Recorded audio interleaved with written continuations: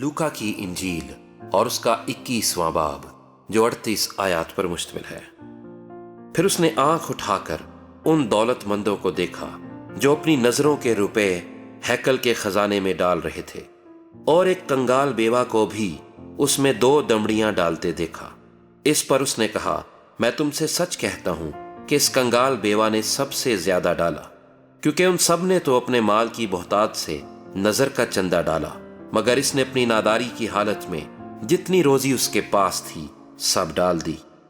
और जब बाज लोग हैकल की बाबत कह रहे थे कि वो नफीस पत्थरों और नजर की हुई चीजों से आरास्ता है, तो उसने कहा, वो दिन आएंगे कि इन चीजों में से जो तुम देखते हो यहां किसी पत्थर पर पत्थर बाकी ना रहेगा जो गिराया ना जाए। उन्होंने उससे पूछा कि ए उस्ताद, फिर ये बातें कब होंगी, और जब वो होने को हों उस वक्त का क्या निशान है? उसने कहा, खबरदार, गुमराह ना होना, क्योंकि बहुतेरे मेरे नाम से आएंगे और कहेंगे कि वो मैं ही हूं, और ये भी कि वक्त नजदीक आ पहुंचा है। तुम उनके पीछे ना चले जाना, और जब लड़ाइयों और फसादों की अफवाहें सुनो तो घबरा ना जाना, क्योंकि उनका पहले वाक़या होना जरूर है, लेकिन उस वक्त फौरन खातिमाना होगा। फिर उसने उनसे कहा कि कौम पर कौम और सल्तनत पर सल्तनत चढ़ाई करेगी, और बड़े बड़े भौंचाल आएंगे, और जा बजा काल और मरी पड़ेगी, और आसमान पर बड़ी बड़ी दहशतनाक बातें और निशानियां जाहिर होंगी। लेकिन इन सब बातों से पहले वो मेरे नाम के सबब से तुम्हें पकड़ेंगे और सताएंगे, और इबादत खानों की अदालत के हवाले करेंगे, और कैद खानों में डलवाएंगे, और बादशाहों और हाकिमों के सामने हाजिर करेंगे, और ये तुम्हारा गवाही देने का मौका होगा। बस अपने दिल में ठान रखो कि हम पहले से फिक्र ना करेंगे कि क्या जवाब दें, क्योंकि मैं तुम्हें ऐसी ज़बान और हिकमत दूंगा कि तुम्हारे किसी मुखालिफ को सामना करने या खिलाफ कहने का मकदूर ना होगा। और तुम्हें माँ बाप और भाई और रिश्तेदार और दोस्त भी पकड़वाएंगे,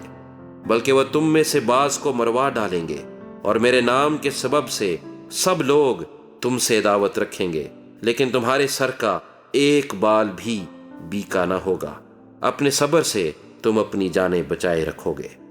फिर जब तुम यरूशलेम को फौजों से घिरा हुआ देखो तो जान लेना कि उसका उजड़ जाना नजदीक है। उस वक्त जो यहूदिया में हों पहाड़ों पर भाग जाएं, और जो यरूशलेम के अंदर हों बाहर निकल जाएं, और जो देहात में हों शहर में ना जाएं, क्योंकि ये इंतकाम के दिन होंगे जिनमें सब बातें जो लिखी हैं पूरी हो जाएंगी। उन पर अफसोस है जो उन दिनों में हामिला हों और जो दूध पिलाती हों, क्योंकि मुल्क में बड़ी मुसीबत और इस कौम पर गजब होगा, और वो तलवार का लुकमा हो जाएंगे और असीर होकर सब कौमों में पहुंचाए जाएंगे। और जब तक कौमों की मयाद पूरी ना हो यरूशलेम गैर कौमों से पामाल होता रहेगा, और सूरज और चांद और सितारों में निशान जाहिर होंगे, और जमीन पर कौमों को तकलीफ होगी, क्योंकि वो समुंदर और उसकी लहरों के शोर से घबरा जाएंगी, और डर के मारे और जमीन पर आने वाली बलाओं की राह देखते देखते लोगों की जान में जान ना रहेगी, इसलिए कि आसमान की कुव्वतें हिलाई जाएंगी। उस वक्त लोग इब्ने आदम को कुदरत और बड़े जलाल के साथ बादल में आते देखेंगे, और जब ये बातें होने लगें तो सीधे होकर सर ऊपर उठाना, इसलिए कि तुम्हारी मखलसी नजदीक होगी। और उसने उनसे एक तमसील कही कि अंजीर के दरख्त और सब दरख्तों को देखो, जो ही उनमें कौंपने लगती हैं तुम देखकर आप ही जान लेते हो कि अब गर्मी नजदीक है। इसी तरह जब तुम इन बातों को होते देखो तो जान लो कि खुदा की बादशाही नजदीक है। मैं तुमसे सच कहता हूं कि जब तक ये सब बातें हो ना लें ये नस्ल हरगिज तमाम ना होगी। आसमान और जमीन टल जाएंगे, लेकिन मेरी बातें हरगिज ना टलेंगी। बस खबरदार रहो,